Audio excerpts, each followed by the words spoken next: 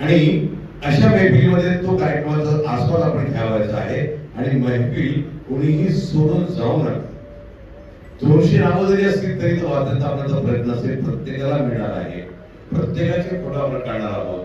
केस वगैरे व्यवस्थित करून ठेवा, ऑर्डर वगैरे लावून ठेवा, कारण ही जी फोटो आहे ती आयुष्यभर तुमच्या मनावर बसणारी आहे. तर याच्यात सांगतो, एका हिंदी शायर फार सुंदर म्हटलेलं आहे की बख्श देता है परमात्मा उनको जिनकी किस्मत खराब होती है. बख्श देता है परमात्मा उनको जिनकी किस्मत खराब होती है और वो हरगिज बख्शे नहीं जाते हैं जिनकी नीयत खराब होती है.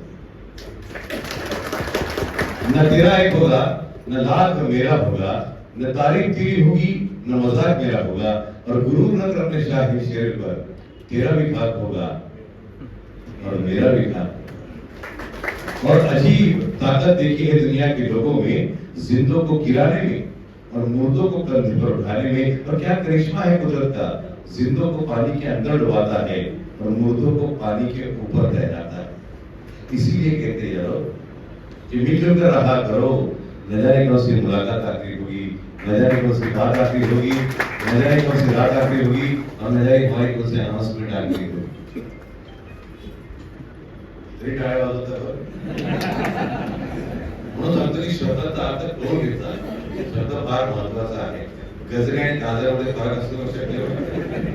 यानंतर आपल्या समोर या कार्यक्रमाचं प्रस्ताव सादर करण्यासाठी मी विनंती करतो अतिरिक्त आयुक्त महोदय गव्हर्नमेंट डिपार्टमेंट यांना की आपण आपल्या कार्यक्रमात सुरू आहे. वाटतं झालं का? करावंच लागतं, आपल्या सगळ्यांना माहित आहे. पण याच्यामध्ये सुद्धा आपल्याला अगदी शालेय महाविद्यालयीन विद्यार्थ्यांपासून महानगरपालिकेच्या एकूण एक प्रत्येक अधिकारी कर्मचारी यामध्ये गुंतला होता. या माईक मध्ये आवाज चांगला येतो. माईकचा प्रॉब्लेम आहे की तुमचा काळ सुंदर आहे ते चेक करूया म्हटलं पाहिजे.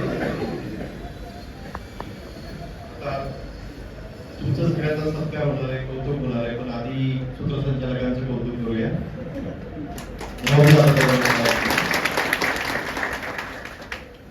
अतिशय भारदस्त आवाज, समयसूचकता, चांगली शेरोशायरीचं संकलन, त्याच्यामुळे आमच्या प्रत्येक कार्यक्रमाला मजा येते.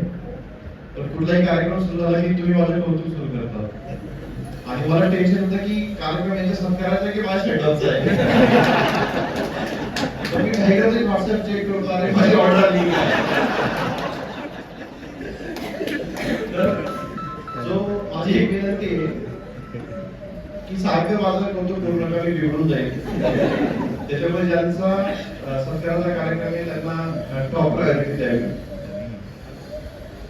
तर आजच्या ह्या कार्यक्रमासाठी इथे उपस्थित सर्व सत्कारार्थी, खरं तर आम्ही आज एक करतोय ते काही विशेष नाहीये.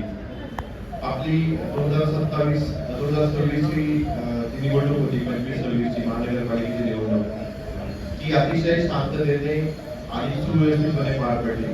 पालिका शाळांतल्या काही विद्यार्थ्यांनी राज्य स्तरावरचं राष्ट्रीय स्तरावर उत्कृष्ट यश मिळवलंय. तर त्यांचाही सत्कार करण्याचा मानस आमचा होता, जेणेकरून इतर विद्यार्थ्यांमध्ये अजून प्रोत्साहन मिळेल त्या विद्यार्थ्यांना आणि अजून विद्यार्थी प्रयत्न करतील की आपला सत्कार होतो, आपलं कौतुक होतं, त्याच्यामुळे आपण पण या स्पर्धांमध्ये भाग घ्यावा आणि यश मिळवावं, असं एक कॉम्पिटिशन त्याच्यामध्ये वाढली असते. आणि महानगरपालिकेचे शिक्षक सुद्धा अतिशय गुणवंत आहेत. बऱ्याच शिक्षकांना राज्य स्तरावर चांगल्या पुरस्कारांनी गौरव करण्यात आलेला आहे. तर त्यांना सुद्धा प्रोत्साहन देणं हे आमचं काम आहे. शेवटी आपण एक टीम आहोत. टीम मध्ये सगळ्यांना सोबत घेऊन चाललं, चांगल्या कामाचं कौतुक केलं, मागे पडणाऱ्यांना पुढे खेचलं तरच टीम वर्क चांगलं होऊ शकतं. मग त्यामागचा सुद्धा माझा हेतू असा आहे की ज्या शिक्षकांना चांगले पुरस्कार मिळालेले आहेत राज्य स्तरावर, त्यांना महानगरपालिकेच्या वतीने गौरव केला तर ते अजून चांगल्या उत्साहाने काम करतील आणि इतर शिक्षक पण त्यांचा आदर्श घेतील की अरे महापालिका जर सत्कार करते तर आमचा सत्कार पुढच्या वर्षी का व्हायला नको. तर तो त्या मागचा एक हेतू होता माझा. परत मी आज सगळे तुमच्या ग्रुपवर टाकलंय, महानगरपालिका आदर्श शिक्षक पुरस्कार देते का? तर ह्या वर्षापासून महानगरपालिकेचा स्वतःचा आदर्श शिक्षक पुरस्कार सुरू होणार आहे. 5 सप्टेंबरला त्या पुरस्काराचं आयोजन करण्याची जबाबदारी येऊ साहेब आपल्यावर नाही. तर त्यामध्ये महानगरपालिकेच्या शिक्षकांची अष्टपैलू कामगिरी तुम्ही लक्षात घ्यावी. विद्यार्थी संख्या वाढ, इतर अवेअरनेस, या सगळ्या गोष्टी, शाळा व्यवस्थापन कसं चाललंय, शाळा कशी ठेवली, हे सगळ्या गोष्टींचं त्याच्यामध्ये मूल्यमापन व्हावं. आणि मी सकाळी सांगितलं त्याप्रमाणे प्रत्येक शाळेचं आणि प्रत्येक शिक्षकाचं एक सोशल अकाउंट असावं, सोशल मीडियावरचं अकाउंट असावं. त्याच्यामध्ये त्यांनी त्यांच्या चाललेल्या ऍक्टिव्हिटीज आमच्यासोबत शेअर कराव्या. आणि स्पर्धेचं आयोजन करण्यात आलं होतं. त्यामध्ये ज्यांना प्रावीण्य मिळवलेलं आहे त्यांचा सन्मान आपण करणार आहोत. माननीय महोदय आपल्या हस्ते आपण पण काहीच एक करत आहे. तर राज्यस्तरीय वक्तृत्व स्पर्धेमध्ये विजेते आहेत त्यांचे पुणेमध्ये मुंबई या ठिकाणी राज्यस्तरीय वक्तृत्व स्पर्धा झालेली आहे. प्रभारी मुख्याध्यापक महानगरपालिका शाळा क्रमांक 3 श्री उदय बापूराव केदार. हा टेबल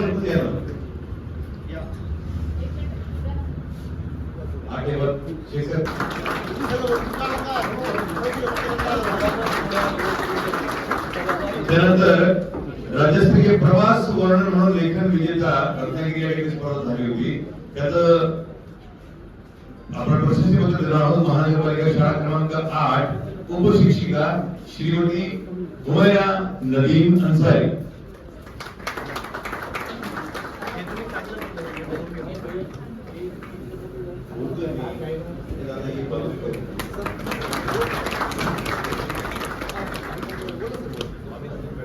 त्यानंतर उपशिक्षक महानगरपालिका शाळा क्रमांक 53 जुळे राज्यस्तरीय MSPPT सादरीकरण स्पर्धा ही धाराशिव झालेली आहे.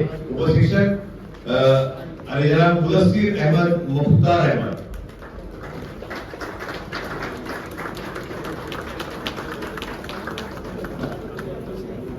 त्यानंतर उत्कृष्ट मार्गदर्शक म्हणून NMM परीक्षा उत्कृष्ट झाल्याबद्दल महानगरपालिका शाळा क्रमांक 8 उपशिक्षक शाह मोहम्मद शरीफ मोहम्मद इस्माईल.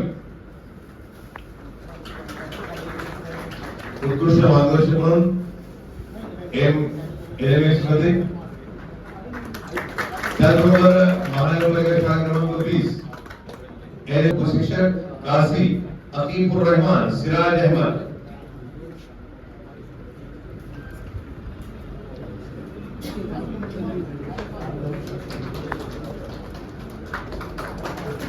त्यानंतर महानगरपालिका शाळा क्रमांक मार्गदर्शक नाव आलेलं आहे. शाळा क्रमांक 43 उपशिक्षक कलीम अख्तर मोहम्मद सलीम.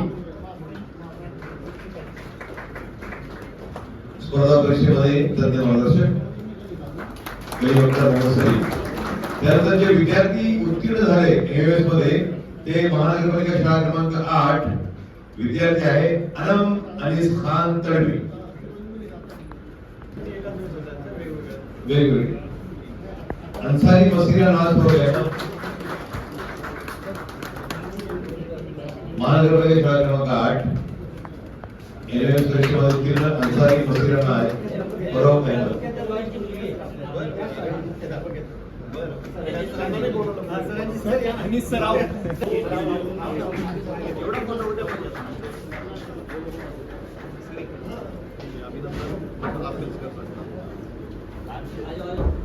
अंसारी मसीरा नाज फरोग अहमद.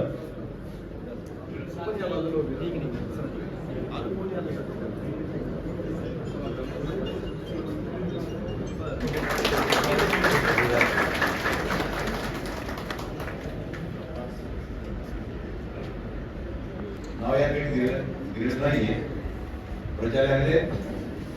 अच्छा, मुख्याध्यापक श्री पिंपळा देवी माध्यमिक.